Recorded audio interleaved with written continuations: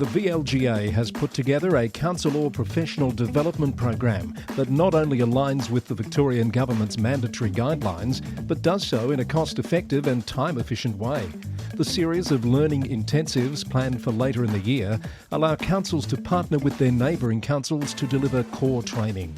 All modules are covered in 6 half-day sessions, and because the learning is shared with other councils, the costs are significantly reduced.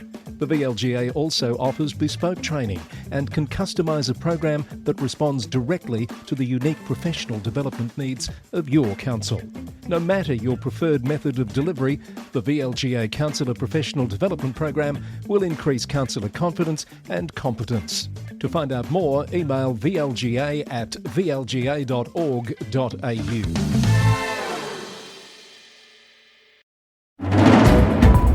Today on the Roundup, more drama at Golden Plains as a countback winner turns down a spot on the council. Higher rates flagged for owners of derelict Melbourne properties. A building surveyor loophole raises concerns. A crackdown on trivial councillor conduct complaints in New South Wales. Big moves on beach and pool safety. A South Australian council calls for state help as it forecasts massive debt. And anger at Edinburgh City Council ahead of the Oasis reunion concerts. Hello, I'm Chris Eddy. All of that and more just ahead on Australia's #1 local government podcast, the Local Government News Roundup. Brought to you by the Victorian Local Governance Association, the national broadcaster on all things local government, with support from Symphony 3, simple, connected customer experiences.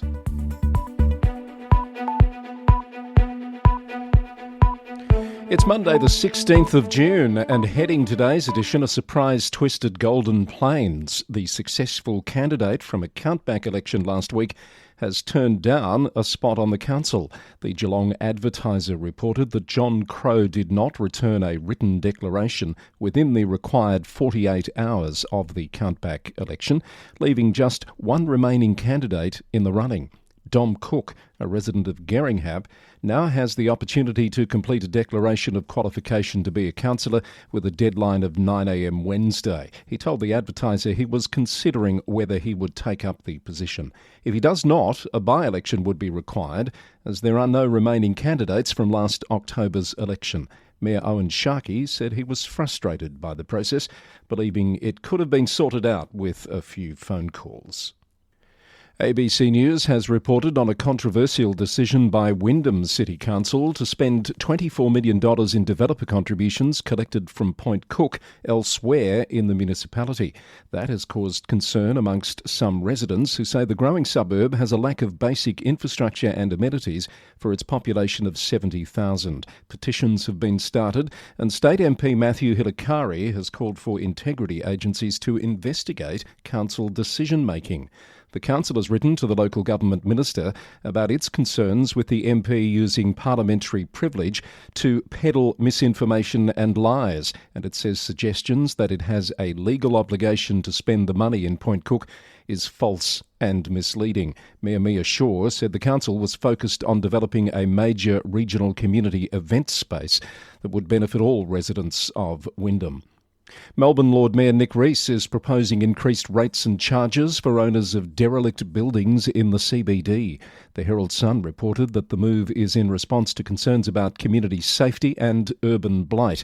The initiative aims to encourage property owners to clean up, activate or redevelop the sites, with the Lord Mayor highlighting successful conversions of historic buildings into apartments as examples of positive transformation.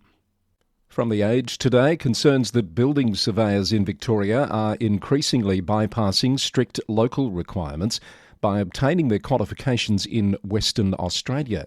Data shows that 60% of new surveyors in 2024-25 were registered through the interstate loophole. It's raised concerns about inadequately qualified professionals being responsible for building safety inspections, with industry experts warning it undermines Victoria's standards and puts pressure on universities offering proper accredited programs. Moorabool Shire Council has distanced itself from AusNet's community benefits program for the Western Melbourne Renewables Link project, which involves 190 kilometres of high-voltage transmission lines across several shires. Mayor Paul Tatchell released a statement advising that the council has not discussed or committed to the program. He said the investments announced had raised concerns with residents, and the council is maintaining its stance of supporting community members impacted by the project while awaiting an environmental effects statement in the coming months. A review commissioned by Hume City Council following 2 serious dog attacks in Sunbury last August has found that while council staff acted appropriately, they were significantly constrained by current state laws in their ability to prevent such incidents. Sunbury Life reported that the council is now implementing several changes, including creating a dedicated animal management team and advocating for stronger legislative powers. It's also calling on the Victorian Minister for Agriculture to urgently amend the Domestic Animals Act. Greater Geelong Councillor Eddie Contell, supported by Mayor Stretch Contell, is seeking Victorian Government backing to rename a portion of Northern Highton to Queen's Park. A resident petition shows strong local support for the change in suburb name, according to the Geelong Advertiser. The proposal aims to give the area its own identity and reclaim its historical name from the 1800s, though Geographic Names Victoria has raised concerns about potential confusion with similarly named localities in New South Wales and Western Australia.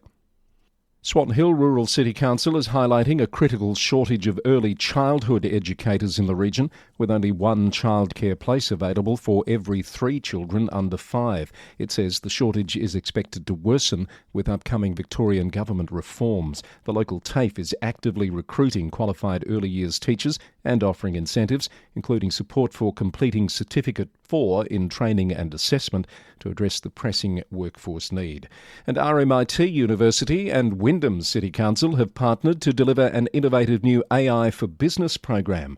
It's being delivered from the RMIT Business and Technology Studio in the East Werribee precinct, and it's aimed at upskilling local businesses in AI technology. Participants will get affordable access to AI training and resources through initiatives like business AI workshops and solutions sprints, with the long-term goal of establishing a Wyndham and RMIT AI hub for emerging technology training and innovation.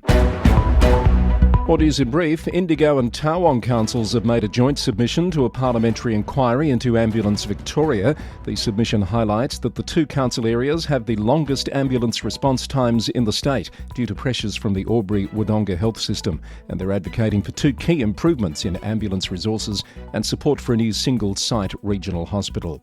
Yarra Ranges, Cardinia and Nillumbik councils have formed a new visitor economy partnership to enhance tourism initiatives and funding across Melbourne's Outer East region. The partnership is set to commence on July 1st under the temporary name Tourism East, with a new board to develop a brand as one of its first tasks. And the Boer War Memorial statue has been reinstated in the city of Ballarat's Sturt Street Gardens after an 8-month period of removal.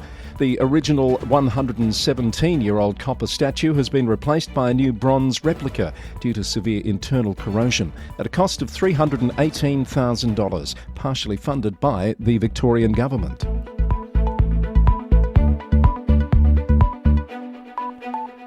You're listening to the Local Government News Roundup, edition number 464, recorded on the morning of Monday the 16th of June, and brought to you as always by the Victorian Local Governance Association, which has announced the appointment of Dawn Bray as its new Chief of Local Government Programs and Policy. Ms Bray is an experienced local government professional with over 3 decades of experience in Australia and the UK, most recently serving as Strategy, Governance and Operations Manager at the Local Governance Inspectorate. She's a former Director of People and Governance at Strathbogie Shire Council as well.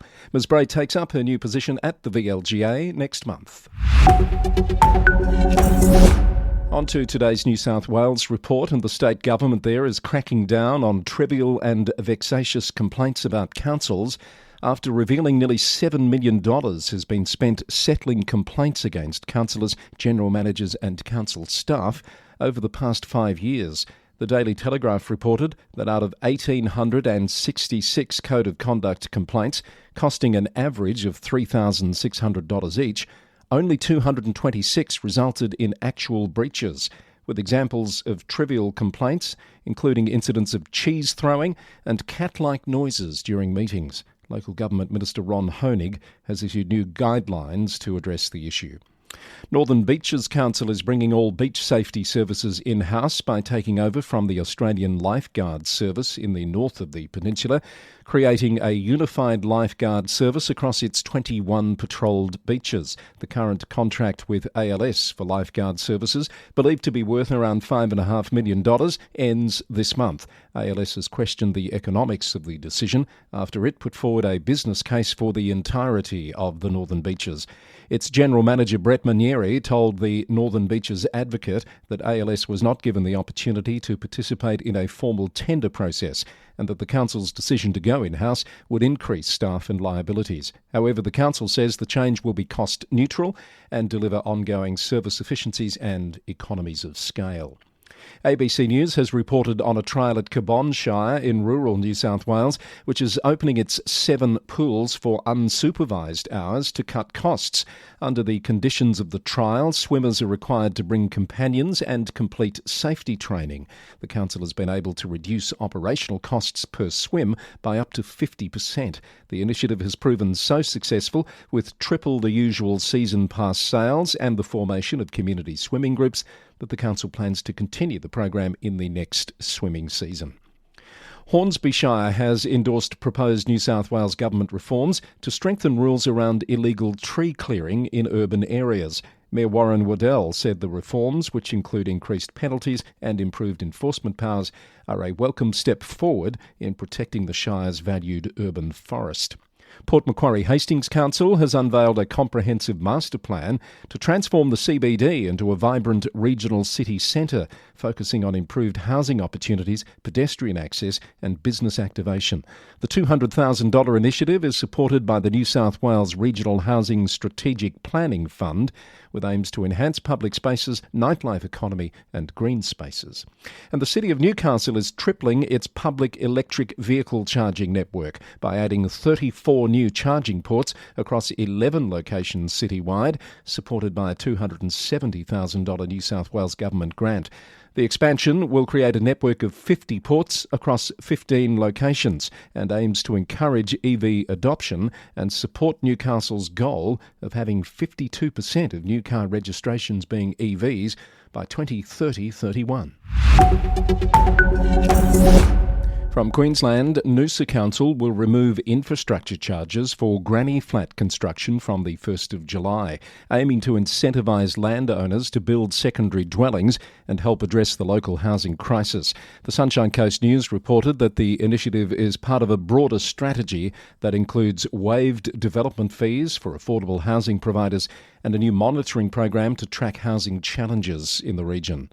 Townsville City Council is set to adopt a new community safety and wellbeing plan, which outlines strategies to address key safety issues, including antisocial behaviour, homelessness and community safety. The plan has been developed following extensive community engagement through safety audits and surveys and will be supported by a potential $400,000 grant from the Queensland Government's Secure Communities Partnership Program. Acting Mayor Anne-Marie Graney said the plan responds to the community's top safety concerns and priorities. It will come before the Council for adoption on Wednesday. More council news in brief. Wagga Wagga Council has secured nearly $5 million in New South Wales government funding to construct a 4.6 kilometre concrete pathway along Plumpton Road as part of its active travel plan. The project will connect the southern growth area to the existing active travel network and will be delivered alongside the Plumpton Road upgrade to minimise disruption to local residents. The City of Moreton Bay's new $6.7 million Peninsula Support Hub is nearing completion. Mayor Peter Flannery has inspected progress on the project, which will be a hub for local service providers helping people in need. It's been supported by the State Government's South East Queensland Community Stimulus Program. And the City of Busselton Council has adopted a new unhosted short-term rental accommodation policy, designating specific areas where short-stay accommodation will and won't be permitted. The policy establishes 6 non-preferred areas where new short-stay accommodations will be prohibited. Approximately 8% of properties in the city are currently registered as unhosted short-term rentals. Support for the Local Government News Roundup comes from Symphony 3. Local government teams shouldn't have to waste time on manual data entry into outdated systems. And with Symphony 3 Smart Glue, you don't have to. You can automate repetitive tasks, eliminate double handling and connect legacy systems with ease. Smart Glue helps councils streamline operations, reduce errors and deliver better services without replacing your existing systems. It's time to build smarter, more connected local governments. Learn more about Smart Glue at www.symphony3.com. In Tasmania, the president of LGAT, Mick Tucker, says recent state budget wins may be short-lived, as the calling of a state election means funding commitments are no longer guaranteed. The association was celebrating an advocacy win when it secured $300,000 to develop a planning and development capability program, as well as $177,000 for continuing work on safeguarding children and young people. A snap state election has been called for the 19th of July, with candidates in many seats yet to be announced. Local government figures expected to run include Burnie Deputy Mayor Giovanna Simpson and Central Coast Councillor Kate Wiley, who are standing for the Liberals in Braddon. Mount Barker District Council in South Australia is calling on the state government to move beyond apologies and take decisive action to support one of the state's fastest growing regions. The council's debt is projected to reach $255 million by 2027-28 as it invests in essential infrastructure to support South Australia's housing growth, including the establishment of GMB Water subsidiary to manage wastewater operations from July. The council is calling for state government support through grants or interest-free loans, highlighting that their debt per property is 5 times higher than other growth councils where state co-investment exists. Mount Gambier Council is being criticised after reportedly leaving 3 lambs in a skate park without proper care for 2 nights, with one newborn lamb nearly dying from hypothermia and lack of milk. The lambs were originally found wandering near a highway and were placed in the skate park by a council ranger, attracting the ire of a local wildlife carer, according to the Advertiser. The lambs have since been rescued and are recovering at the Orphan Lamb Rescue Farm in Glencoe. In Western Australia, the City of Stirling Council has rejected a proposal to give rangers and patrol officers additional powers to combat antisocial behaviour, according to a report from Perth Now. In voting down the proposal from Councillor Tony Christakevich, councillors cited concerns about increased risks to officer safety and potential job overlap with WA Police. Alternative solutions have been suggested, such as investing in technology and cameras instead of expanding ranger powers. And there's an ongoing debate over live streaming policies at the City of Belmont, with residents demanding more council meetings be live streamed, while simultaneously requesting to be excluded from appearing on camera during the broadcasts. Despite neighbouring councils implementing broader live streaming practices, Perth Now reported that Belmont Council has voted against changes to live stream agenda briefing sessions and rejecting requests to exclude public participants from recordings. And now for today's global report. From Canada, the provincial government of British Columbia is planning to implement changes to oversee and address dysfunction in municipal councils across the province, according to CBC News. The move has apparently been prompted by ongoing conflicts in cities like Kamloops, where feuds between mayors and councillors have resulted in costly legal battles and ineffective governance. The situation in Kamloops has been particularly problematic, resulting in over $1 million in legal fees and multiple investigations. Housing Minister Ravi Kardon said that this type of behaviour just cannot continue to go on, and that the government is exploring ways to stop the prolonged infighting situations. In the UK, Reform UK has secured both seats in a rescheduled Nottinghamshire County Council election, with its candidates winning by substantial margins over Labor and Conservative opponents. The victory increases Reform's majority on the council to 41 out of 66 seats, though another by-election is scheduled for July following a Reform councillor's resignation in Newark West. BBC News reported that development, as well as news that the council is conducting an efficiency review to identify potential savings, although council leader Mick Barton has stressed that staff jobs are not at risk. The review will be carried out over the summer by elected councillors and officers with possible external expertise, and it's separate from but will work alongside Reform UK's National Department of Government Efficiency Team initiative. A by-election in Northamptonshire Council has also been conducted, delivering another seat to Reform UK and returning a Conservative councillor. Reform UK holds a comfortable majority on that council. There's controversy in Plymouth over an upcoming referendum on whether to introduce a directly elected mayor. The Labor government has said it plans to scrap city mayors in favour of strategic regional mayors. The referendum, costing £410,000 and scheduled for July 17, has sparked debate between supporters of the mayoral position and opponents who argue it would be a waste of money given the government's planned changes. More on that story from the Plymouth Herald. And there's controversy in Scotland over the upcoming Oasis reunion concerts in Edinburgh in August. According to the Scotsman and many other media outlets, leaked Edinburgh City Council briefing documents have revealed that officials described Oasis fans as overweight, older and rowdy, and that with regard to stadium occupancy considerations, they would take up more room. The band's Liam Gallagher has responded with a scathing rebuke on social media. He said the officials' attitude stinks and he'd love to see a picture of all the people on Edinburgh Council. Some fans are also not happy, calling out the council's nasty, sneering stereotype of concertgoers.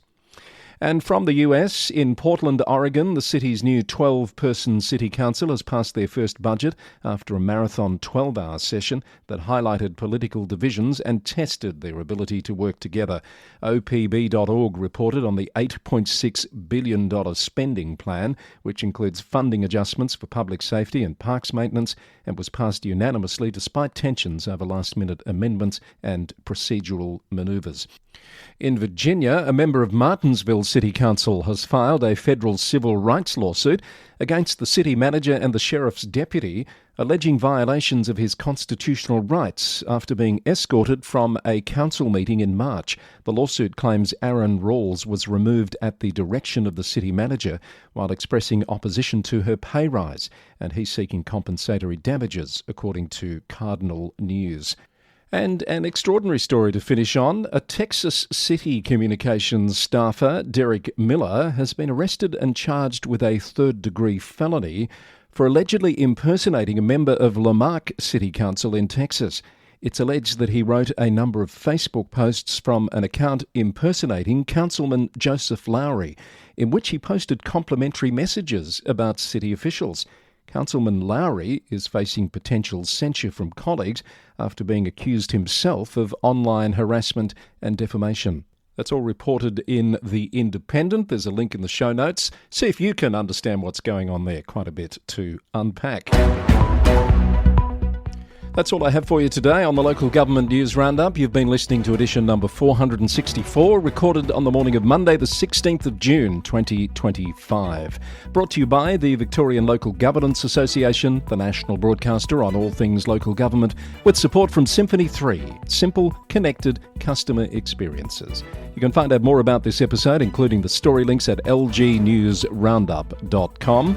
And if you have comments, feedback or story ideas, you can send me an email at lgweeklynews@gmail.com. The Local Government News Roundup is recorded in the city of Greater Geelong, Victoria, on the land of the Wadawurrung people of the Kulin Nation. Until our next edition, thank you for listening and bye for now.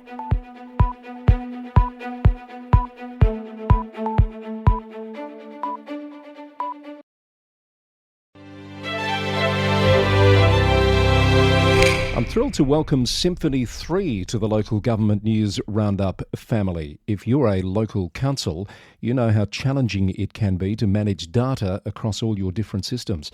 That's where Symphony 3 comes in. They've developed Smart Glue, a platform that integrates over 55 council systems, automating data flow without the need for manual work. It turns confusion into simplicity. With Smart Glue, councils save time, reduce errors and empower staff to focus on what really matters. Their clients see a real difference, up to 20% boost in productivity, with savings of over $30,000 per integration every year. Symphony 3 helps councils work smarter, faster and more efficiently, all while better supporting the communities they serve.